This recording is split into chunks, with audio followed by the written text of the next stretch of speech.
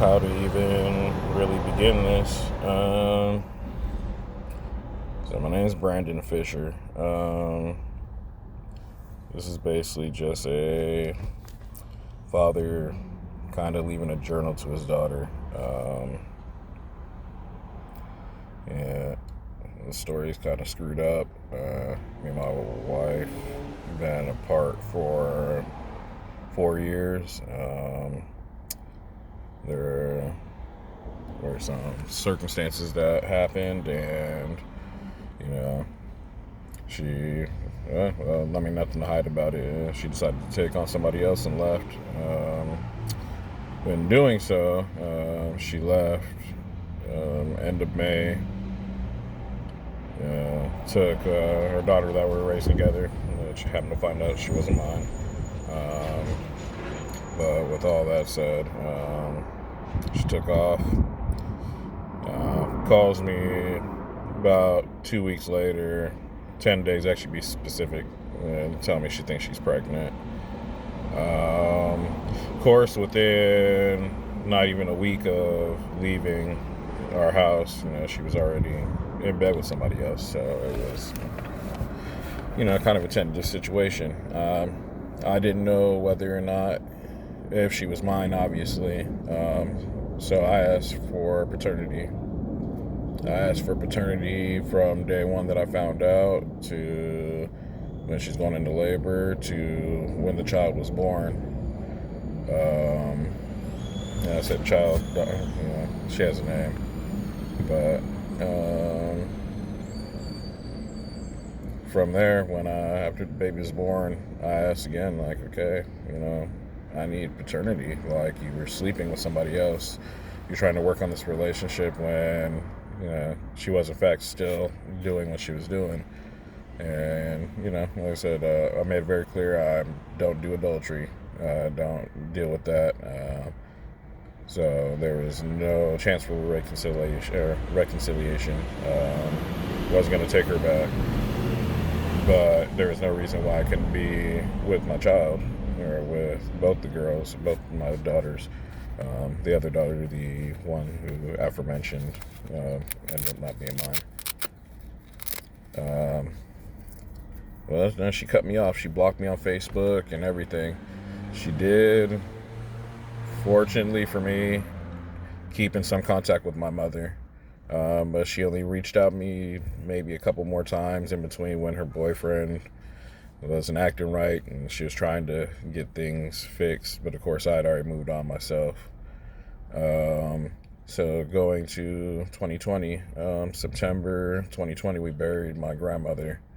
But just prior to that, I finally made a decision. I went looking for her. She finally unblocked me off Facebook, which she must have just recently done, like literally the day before I went searching to call her. We got in contact. She needed information from me regarding child support and stuff like that, which is fine by me. I was never running or dodging it. I just wanted answers. So I complied. She asked questions. I gave her answers without any issues. And like, hey, you need money, whatever you need. I'll try my best. Whatever I can do for you.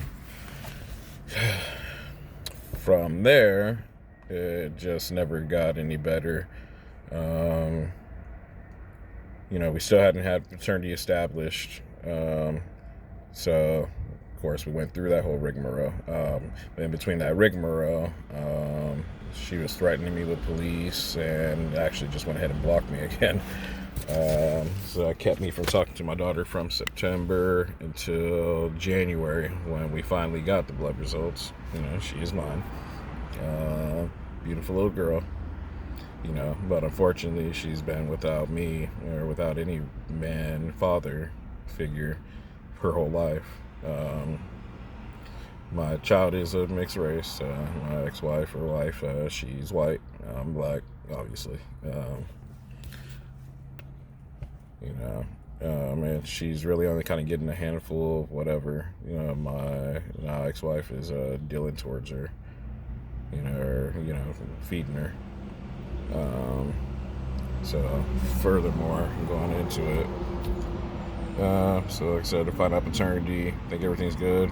We work out verbally between us, we'll alternate years, school years with her, and we'll go from there. School year, summer, school year, summer. I get 1 year, and then, she gets that summer, and then the next year.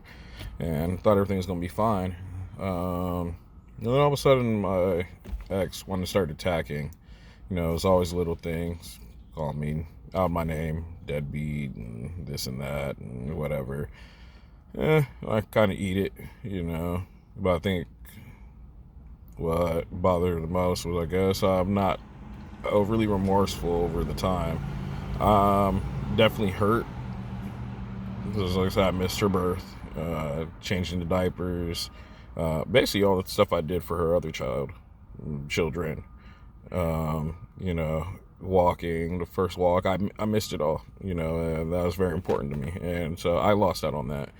And my daughter lost out on a father for, the last 3 years, getting, the type of love and affection that a daughter should be getting from her father, getting my attention and learning. And she's not, she hasn't been able to get any of that. And it's just become really bad. So find out my wife, or ex, took my kids out of state.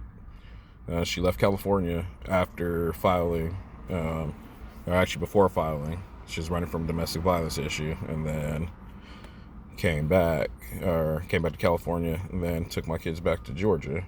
So she has my kids somewhere in Georgia. Won't tell me where they are. She's been over there for over a year. Won't tell me where they are. I can't even enroll her into medical or anything. I can't do anything. I can't even get her social security card. It's very horrible. X has been zero help the whole time. So from here, I'm like, what do I do? So, with her not letting me talk to her every day, I went to Facebook, and so I would leave voice messages or little videos like I'm doing now.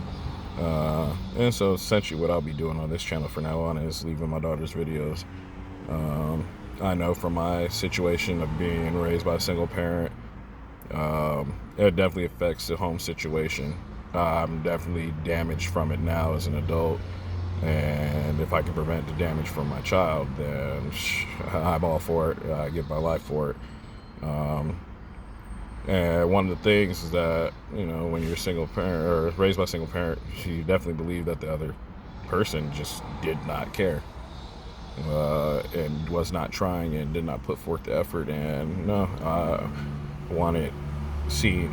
I don't want someone, or especially her, to think that I never tried, that I was never doing anything. So here I am. I started off with the Facebook, leaving messages to her.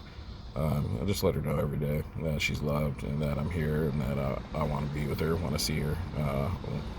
I'm excited and scared for her to grow up anymore. I guess every parent, you really don't want them to grow up. You just want them to learn how to wipe their own asses, right? But, it's kind of the situation. Like I said, she took them to Georgia. I don't have access to them. Well, we don't say that. We'll stick to just dealing with my daughter specifically. I don't have any access to her. She would not let me speak to her after unblocking me. All she would do was get on and berate me constantly, tell me, oh yeah, she's eating, or oh, she's taking a nap, or whatever excuse that she could come up with to not let me. She said I was calling too much. So I said, okay, well, let me work with your schedule. What's the best time for me to call? I'll call during that time, and I'll call it, and whatever day we work out. You tell me I can talk to her every day, and now it goes to only when you're feeling like it, which is not okay. Definitely not something I would have did to her in reverse, but that's whatever. What it basically just comes down to now is that she's just vindictive, and I don't know, she's using my daughter as a weapon against me. She's gonna try to use this time apart to weaponize and make her feel as if I didn't care, and I didn't want that. If something were to happen to me, because unfortunately my health has been failing ever since my family dissolved. If something should happen to me, I never wanted her to feel like there was no love, no nothing for her. So I'll continue to make these little videos and post them up every chance I get. Just kind of talk about the situation, kind of just put it out there, and like I said, hopefully she sees some of this stuff. She knows that she was loved, that her father loved her, and that I'm trying. I'm trying every day. Sit in this car every day, trying. Put myself out of my own home because I'm trying. Whatever resources I can gather, and I'm doing everything I can to just get the lawyer fees together to do something about this, because it's such an injustice. Because I'm a man, they just gave her the child. Just gave her to her, and I have no rights. She was allowed to take her out of the state, and I wasn't even questioned about it because she was sleeping around. Like, it's it's a crazy idea. Like, it's crazy that this happens, but unfortunately, this is what the case is. So again, thank you if you took the time to watch this. If you're looking for something a little more upbeat, sorry for you. These are going to be like this. I'll be telling you guys a little bit more and more about my situation as the days go on, and maybe more details come out, maybe they don't. Maybe somebody will be able to push me in the right direction and give me some guidance or some help. I don't know. I'm just hoping that I'm hoping really that this goes to my daughter, that she sees this, but I'm hoping even so that this kind of situation is looked at more, that where fathers are not being ignored in the case of paternity, in the case of custody, in the case of visitation, in the case of just being a father. The rules that were made prior to were made for men, before the internet age, before technology, before being civilized like we are now. Yeah, there are still bad men that father children to take off. There's bad women that mother children to take off. There's bad women that take the children and, run man to man. Don't care where the man's from. So it's all a kind of a, up in the air thing. And if we're going to be equal, like we say we are today, then that's one of those things. The parenting is 50-50.